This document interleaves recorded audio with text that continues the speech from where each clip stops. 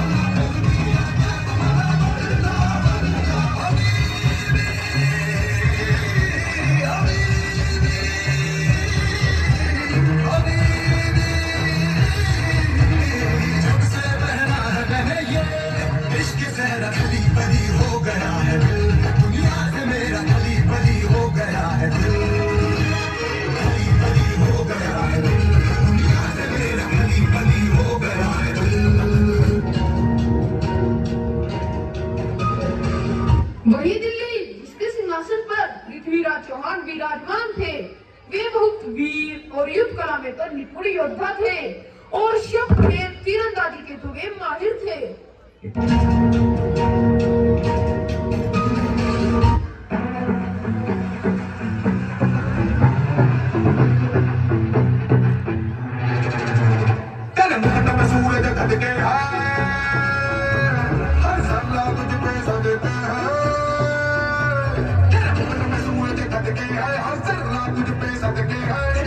जीता दिखता है तू लहू से जी के लिखता है भारत का तू रखवाला है सम्राट तू बड़ा निराला है और रणभूमि कहलाती है जिस धरा ने तुझको पाला है। पृथ्वीराज चौहान तेरा शासन तेरी शान, पृथ्वीराज चौहान तू पर से भी बलवान, पृथ्वीराज चौहान तेरा शासन तेरी शान, पृथ्वीराज और पृथ्वीराज।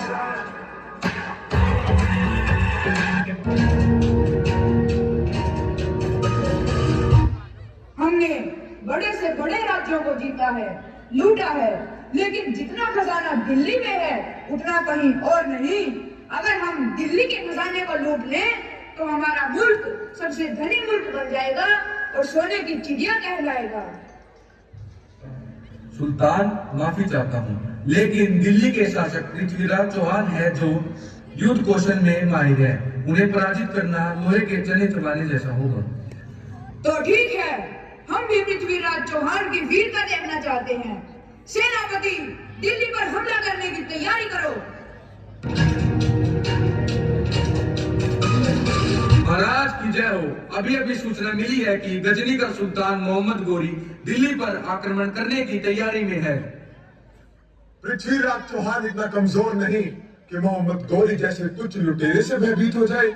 हम किसी के आक्रमण से नहीं डरते, करने दो हमला।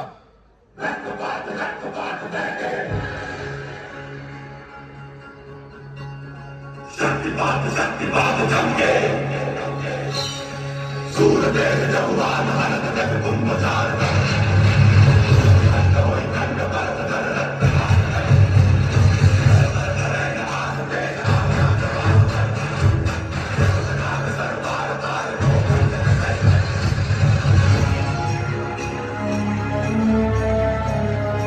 ऐसा एक पृथ्वीराज जैसे गोकुल में हो मोहन,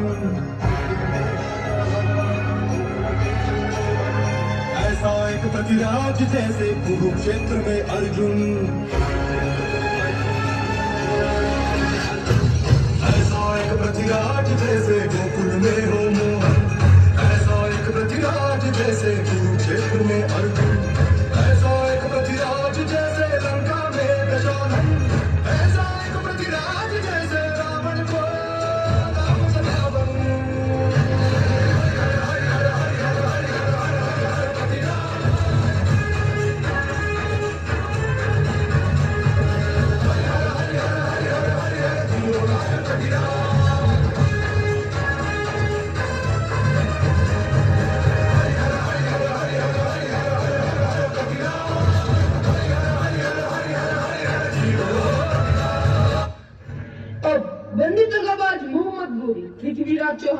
सामने सर झुकाए माफी की भीख मांगता है।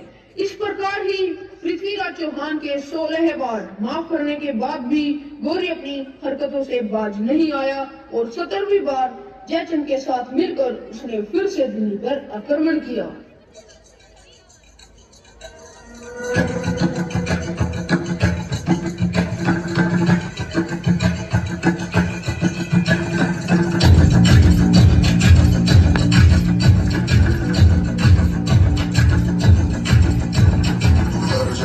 धड़ से कटेगा कहाँ पे छिपेगा कहाँ पे बचेगा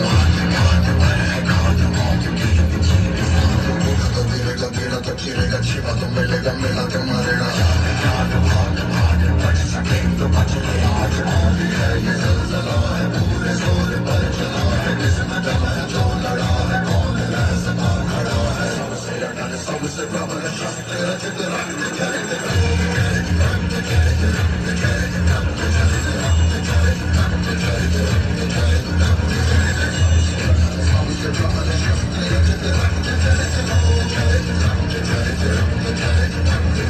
मोहम्मद गौरी, हमने अपना वचन निभाया। अब तुम भी हमें दिल्ली का शासक बनाकर अपना वचन पूरा करो। जयचंद, यह तुम्हारी आपसी फूट का नतीजा है। समझे?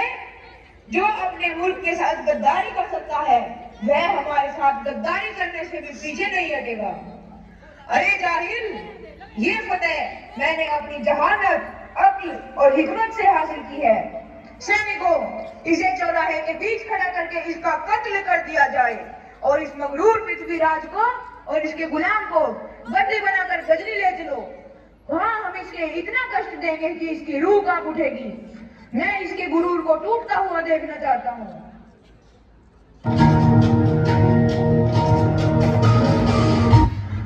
गौरी जयचंद को चौराहे के बीच मरवा देता है और युद्ध से मिली सारी दौलत हड़प कर और पृथ्वीराज चौहान को बंदी बनाकर गजनी लौट जाता है।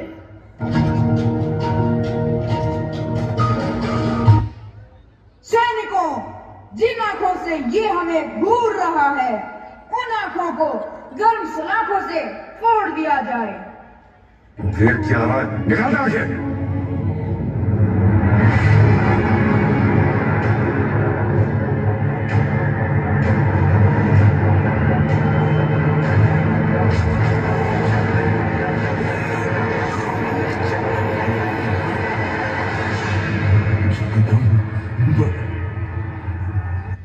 तभी पृथ्वीराज चौहान के साथ गए हुए उनके मित्र कवि चंद्र वरदाई ने पृथ्वीराज चौहान की शब्दभेदी तीरंदाजी वाली खूबी मोहम्मद गौरी को बताई। यह सुनते ही मोहम्मद गौरी के मन में कौतूहल जाग उठा। उसने व्यंग्य भरे स्वर में कहा, राजपूतों के तो बहुत किस्से सुने हैं, परंतु यह शब्दभेदी तीरंदाजी भी उतनी ही अद्भुत है क्या, या केवल कहानियों तक सीमित है? अगर यह सच है तो अपनी कला का प्रदर्शन करो पृथ्वीराज। सुल्तान, तवे से निकली आवाज सुनकर पृथ्वीराज उस पर तीर चलाएंगे, लेकिन सुल्तान आपको 3 बार हुक्म देना होगा, तभी मेरे मित्र तीर चलाएंगे। तीर चलाओ पृथ्वीराज चौहान, तीर चलाओ। निशाना साधो पृथ्वीराज।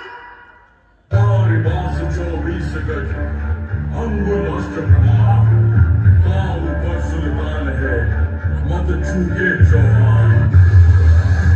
मैंने अपने अपमान का बदला ले लिया है चंद्रवरदाई, मैंने अपने अपमान का बदला ले लिया है।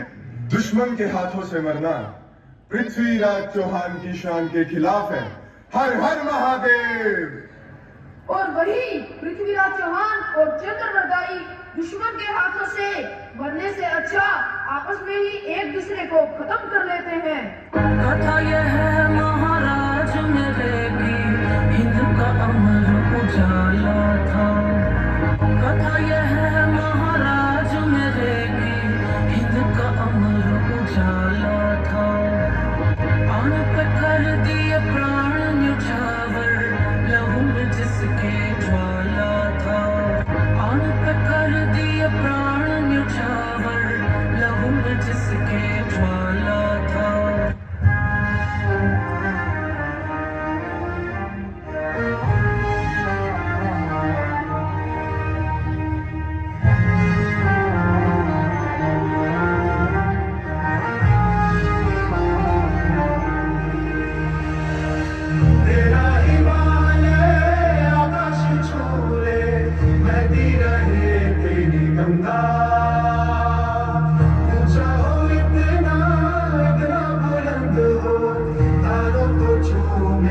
तिरंगा।